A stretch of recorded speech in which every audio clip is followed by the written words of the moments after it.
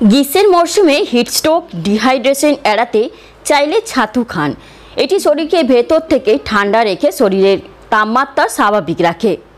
কিন্তু এই ছাতু যখন তখন নয়, গরমে ঠিক কখন এবং কিভাবে এই ছাতু খাওয়া উচিত এবং নিয়মিত ছাতু খেলে শরীরে কেমন প্রভাব পড়ছে, সেটা শরীরের জন্য কতটা ভালো এবং কতটা খারাপ, আবার এই ছাতু শরীরে এই 5টি সমস্যা থাকলে ততটাই কিন্তু বিষ।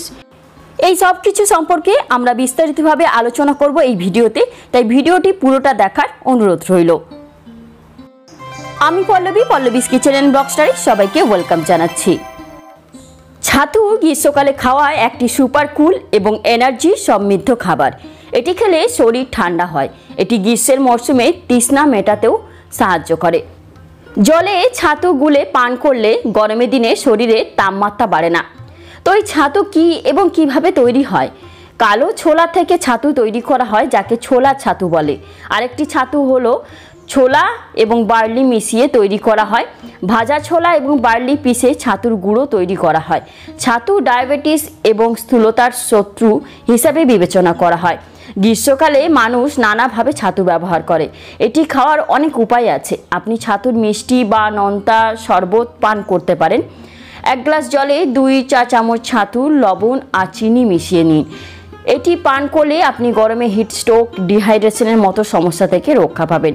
এটি পেটে শীতলতাও প্রদান করে।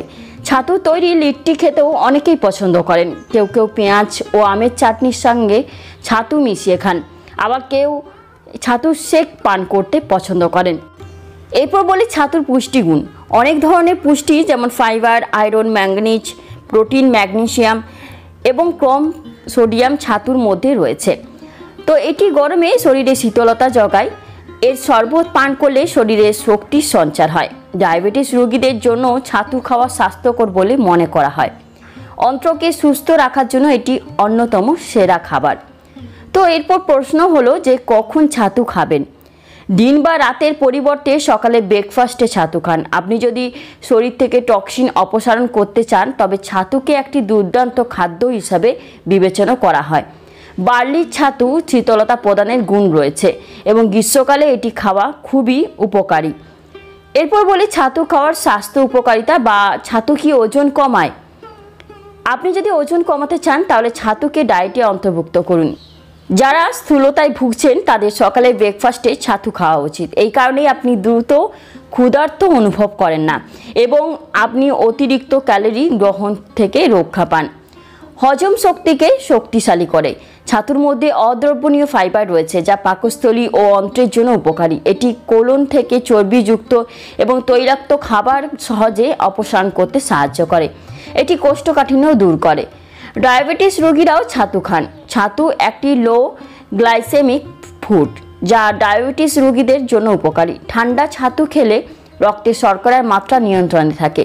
এটি রক্তচাপও নিয়ন্ত্রণ করে। কালো ছোলা থেকে যে তৈরি ছাতু, তো ছাতুতে প্রচুর পরিমাণে ফাইবার থাকে যা উচ্চ কোলেস্টেরল সমস্যা দূর করে। তো বাচ্চাদের জন্য কিন্তু খুবই স্বাস্থ্যকর। শিশুদের জন্য ছাতু খুবই উপকারী। ছাতুর স্বাদ বাড়াতে চাইলে গুড় দিয়ে খান। ছাতু থেকে শরীর protein, vitamin A, carbohydrate, mineral ইত্যাদি পায়। তাই রুটি তৈরির জন্য গমের আটার সঙ্গে অল্প পরিমাণে ছাতু যোগ করুন। ছাতুর মধ্যে উপস্থিত পুষ্টিগুণ শিশুদের শরীরে গিয়ে অনেক শারীরিক সমস্যা থেকে রক্ষা করবে। এরপর বলি তাপ থেকে সুরক্ষা দেয় ছাতু। যেমন গরমের দিনে হিটস্ট্রোকের সবচেয়ে বড় ঝুঁকি থাকে। ছাতু খাওয়া হিটস্ট্রোক প্রতিরোধ করে। ছাতু শরীরে শীতলতা আনে, তাই এটি আমাদের তাপের কবল থেকে বাঁচায় এবং সুস্থ রাখে। তো ছাতু আপনাকে শুধু হিটস্ট্রোক থেকে রক্ষা করে তাই না, শরীরকে ডিহাইড্রেশন সমস্যা থেকেও রক্ষা করে। তাই গ্রীষ্মকালে ছাতু খাওয়ার পরামর্শ দেওয়া হয়।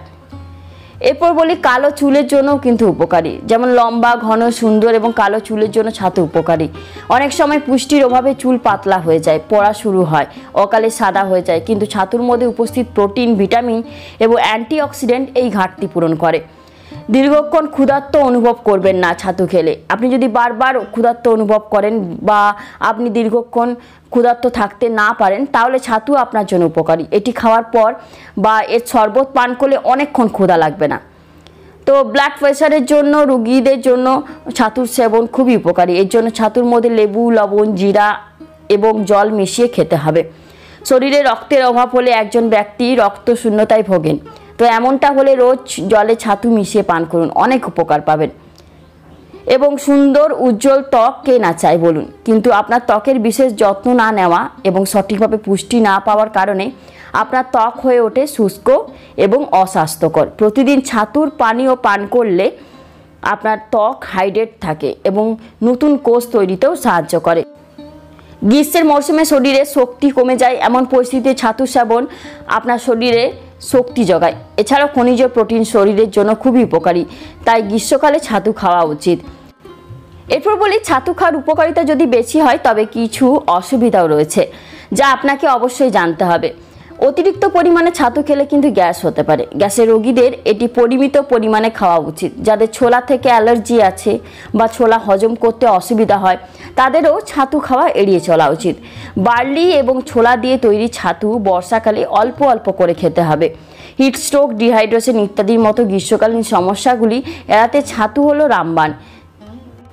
কিন্তু শরীরে কিছু সমস্যা থাকলে, যেমন গ্যাস, আবার পাথরের সমস্যাও, যেমন পাথরের সমস্যা থাকলে ভুল করে ছাতু সেবন করবেন না।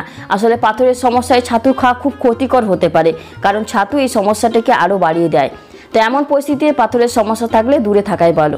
যদি আপনাকে ঠান্ডা জিনিস খেতে নিষেধ করা হয় তবে এটির অতিরিক্ত সেবন আপনার জন্য ক্ষতিকারক হতে পারে। আসলে হাড়ের ব্যথা বা বাতের সমস্যার ক্ষেত্রে ছাতুর সেবন ক্ষতিকারক হতে পারে, কারণ এর প্রভাব ঠান্ডা, যা আপনারও আরও বেশি ক্ষতি করে। যেমন বাতের সমস্যায় এর শীতল প্রভাবের জন্য ছাতুর সেবন খুবই ক্ষতিকারক হতে পারে, এমনকি যাদের বাত দোষ আছে তাদের জন্য। আসলে এর প্রভাব ঠান্ডা, এমন পরিস্থিতিতে এটি খাওয়া বা পান করার ক্ষেত্রে বাত দোষের সমস্যা আরও বেড়ে যায়। তো ছাতু তো পুষ্টিগুণে ভরপুর। ছাতু খেলে অনেক রোগ নিরাময় হয়, কিন্তু সকালে ব্রেকফাস্ট, দুপুরের লাঞ্চ বা যে কোনো সময় ছাতু খাওয়া যেতে পারে, তবে রাতে কিন্তু ছাতু খাওয়া এড়িয়ে চলা উচিত। তাই গরমে সুস্থ থাকতে ছাতু খেতেই পারেন, কিন্তু এটির অত্যাধিক গ্রহণ স্বাস্থ্যের ক্ষতি হতে পারে, বা এই সমস্যাগুলো থাকলে আপনারা ছাতু সেবন করবেন না। ছাতু খাওয়ার সঙ্গে সঙ্গে নিমেষেই উপকারী উপাদানগুলি রক্তে মিশে যায়, ফলে সঙ্গে সঙ্গে এনার্জির মাত্রা বাড়তে শুরু করে। তাই চিকিৎসকেরা নিয়মিত প্রাতরাশে ছাতুর শরবত খাওয়ার পরামর্শ দিয়ে থাকেন এই গ্রীষ্মে। শরীরে যথাযথ বৃদ্ধির জন্য যে যে উপাদানগুলির প্রয়োজন সেগুলো কিন্তু উপস্থিত রয়েছে ছাতুতে। তাই বাজার চলতি হেলথ ড্রিঙ্কের পরিবর্তে নিয়মিত যদি শিশুদেরও ছাতু খাওয়ানো হয় তাহলে দারুণ উপকারে লাগে।